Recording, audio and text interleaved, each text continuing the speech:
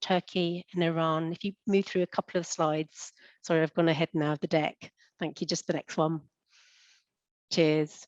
So they've all got a minimum of 2 years overseas experience. They're all educated to at least degree level, most have masters, and all speak, brilliant English essentially.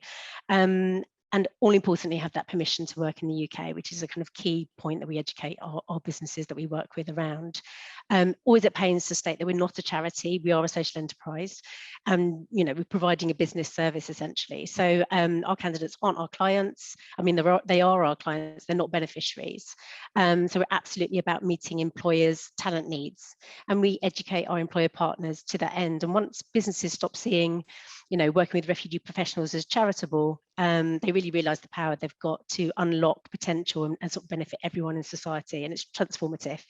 So we've worked with Arcadis in the past, Transitions had, but we renewed the relationship over the pandemic, and we've been a formal supplier of talent since the summer, working with Arcadis's recruitment team, and you're going to hear more from Colin, who's wonderful to work with, helping them to meet their talent needs essentially. So I'll let Colin tell you more about Arcadis's drivers for engaging with us, and what that looks like and feels like in practice. And now I'm going to hand you over to Abdullah just to talk about his experience and the barriers he's faced and the journey he's been on. Thanks. Thank you, Hannah. Can I have the next slide, please? Yeah, so today I'm going to talk about two different barriers that faces refugees in particular, and in general, barriers to integrate with the construction and built environment sector. So this slide shows the barriers in the built environment sector. So the first one shows the Architects Registration Board and Royal Institute for British Architects recognition system, and the regulations behind that. And for example, to be an architect in the UK, you need 6 years of formal education and 2 years of training, and that's at least 8 years of formal training and education. And that's a great barrier facing integration with this sector. The second barrier is the lack of diversity in the built environment sector. So the first graph shows, it's a RIBA data extracted and diagnosed by female architects of minority ethnic. And it shows that people from a white background are more likely to be chartered architects than people from a minority ethnic background. And the third reason is that architecture and design is one of the most elite occupations. So according to Creative Industries Policy and Evidence Center, more than 70% of people in architecture and design comes from a privileged background, and not necessarily an ethnic background. It might be a economic background, economic privileged. And according to this study, the UK creative industries, including architecture, need to employ almost 250,000 more working class people to be as socioeconomically diverse as the rest of the British economy. Next slide, please. So in this slide, I will talk about the barriers facing refugees in general. So of course, there is several challenges as listed, which varies from job search to onboarding experience. But generally speaking, the main challenge is the cultural awareness and the understanding of the let's say the business manners of the British culture, which means that the professional refugees doesn't really need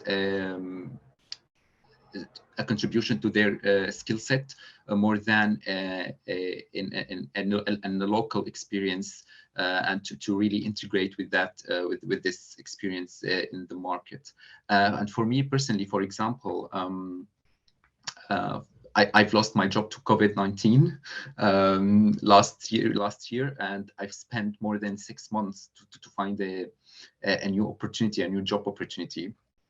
And it wasn't necessarily of lacking of the CV templates or the skills, and more than the other party, the person who's receiving my application, is understanding and can really relate to what I am providing. So now I am going to pass to Colin, because he's going to talk about how Arcadis is trying to tackle these barriers. Thank you, Abdullah. Okay, if we can get to the next slide, please. Okay, so I just wanted to give you a bit of background about Arcadis and who are we. So Arcadis is the world's leading company in delivering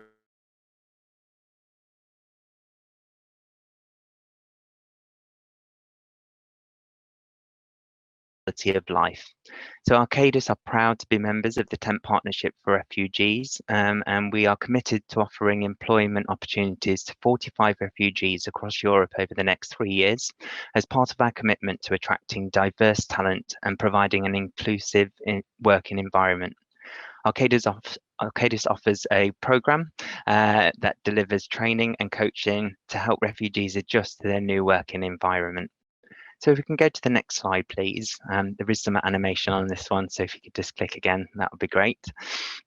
So people who care. So as Arcadians, we are committed to transforming the world into an even better place. We are engaged professionals who always get the job done. Even if that requires innovative new ways of doing things, from living our company values and supporting one another, to rolling up our sleeves and to solve problems, and we connect with real people and real communities. We're driving by our passion to improve lives and making things better for people. And our projects that matter. So we use data and expertise to solve our clients' problems in ways that also make business, the economy, and ecosystems more resilient. We challenge assumptions that stand in the way of innovation. Our projects make places more livable and sustainable. And we've made significant quantifiable and positive contributions to the lives of people all around the world for our bold ideas and out-of-the-box thinking, making communities healthier and more resilient. And then if you just do the next animation for me, that would be great. And that's ideas that make a difference. So from our very beginning, we've been a pioneer in transforming unusual land into places for people to live and establish communities. Over time, we've evolved into a company focused on accelerating the transition to a more sustainable world. And we lead our projects around the world that push the boundaries of what is possible. Our rich history of innovation provides a legacy of truly groundbreaking ideas. And today, the innovation continues through cutting-edge technologies and new ways of working that revolutionize business and transform everyday life. So if we can go to the next slide, please. So, oh, and the next one, because the video wouldn't load, so unfortunately. So if we can just go to the next slide.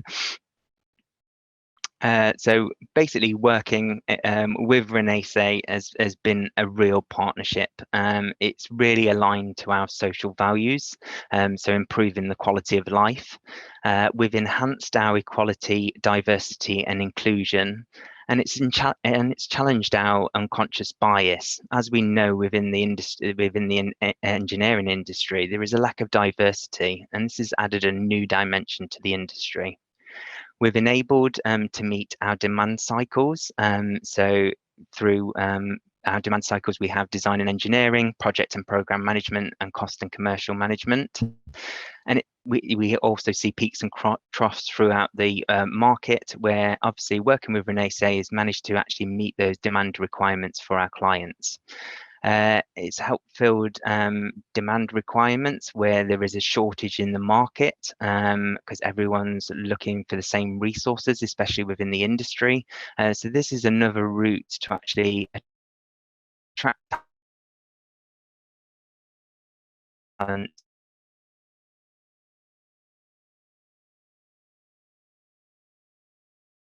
and then bring them back. And Arcadis started working with Renaissance back in April this year, and we've placed 4 people into roles so far. So we've got 1 consultant architect, which is Abdullah. We've got 2 water civil engineers and 1 project cost consultant as well. And we're continuing this relationship going forward and placing as many people as possible within Arcadis. Thank you. I'll hand over to Hannah next, I think. So next slide, please. So really just looking ahead at kind of what the future holds for refugee employment in this sector, I think, you know, there is an increasing focus on D&I. We've just heard that from Colin. You know, social value is there in public bids, it's not going away. And there are talent shortages in the sector. So I'm really confident that the investment that Renace and other employment agencies working with refugees are making in engaging and educating with businesses will really actually develop those more inclusive recruitment practices that we know will all benefit not only those organisations but society as a whole. So generally quietly confident. Abdullah, your view? Yeah, sorry. I mean, yes, I think it's employers should really consider looking at talents and refugees in a different way. And to be honest, like building up on refugee capabilities could really lead to innovative solutions and could promote the leadership of the employer themselves. And also the international experience of refugees could really bring to the company because they have their experience with them. So they are going to contribute to the wider benefit of the company. And finally, I think, I believe you know that engineering and architecture is on the UK shortage list. And now with Brexit, this gap, this shortage is getting bigger. And I believe refugees are capable in filling some of these gaps and should be given this opportunity as well. And finally, when an employer is considering an application from a refugee, please keep in mind your personal biases and just try to understand the context and the background of this person that you are considering. And finally, as Hannah mentioned, it's not a charity, it's a transactional relationship. And all parties are going to benefit from this collaboration in general. I don't know, Colin, if you have anything to add. Sure, yeah, just the engagement that we've had with Renace has been absolutely fantastic. Obviously, you know, we've liaised with fantastic candidates like yourself, Abdullah, as well, and just actually fulfilling our demand requirements as a business as well. And I just think it's a great partnership that we've established, and I can't wait for it to carry on and grow really and fulfil more demands within Arcadis. Second that, Colin, thank you. Kate, do we have time for some questions? I mean, certainly any referrals in terms of employers or candidates, you know, please send them Renace's way. But is there time to take any questions? There is, yeah. We've got quite a few minutes, Hannah, if anyone has any questions. So I think we have a question for Arena. Oh, hi. I work for Groundwork, a senior employment advisor for refugees and migrants. I have a question. I think some of my clients, they kind of have no work experience in engineering. So I'm kind of feel stuck because I can't really refer them as the, I guess, eligibility. It's not the right, I mean, we have kind of problem with eligibility. So is there anywhere I can kind of, there is another kind of program I can refer clients with a relevant qualification, engineering qualification. Actually, some of them been transferred from Aleppo, for example, and finish their education in UK, but they have no work experience in engineering, but they are very able and they speak very good level of English, and now they have engineering qualifications, and it's so sad they start looking for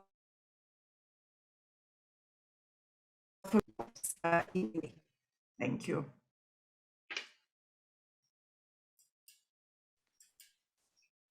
Colin, do you want to take that? I mean, I'm not sure whether there are kind of apprenticeship programs within Arcadis that would. There is apprenticeship programs. We've got graduate programs as well within Arcadis. So yeah, definitely on our website. If you go to our website, arcadis.com, there is an early years section within that website where you can access and then speak to our early years career team within Arcadis. We do offer apprenticeships and graduate programs as well. Thank you. Hi, can I just say as well, Irina, maybe check the National Apprenticeship Service website. Yeah, have you looked on there? Mm-hmm. We also have the engineering trade bodies, Ingenuity. they're often quite good for apprenticeships and being able to support with work experience, that kind of thing. Okay. A couple of suggestions. Thank you. Thank you. Do we have any other questions from any of the Yes, parties? I've got one, Kate. It's Georgina from the Regional Refugee Forum in the Northeast. Hi, Georgina. How are you? Hi, Kate. All right, thanks. Good, So good. I just, Coffee? yeah, I just saw on the transitions website, because I was just having a look, that it says that a professional career gap shouldn't be longer than 6 years.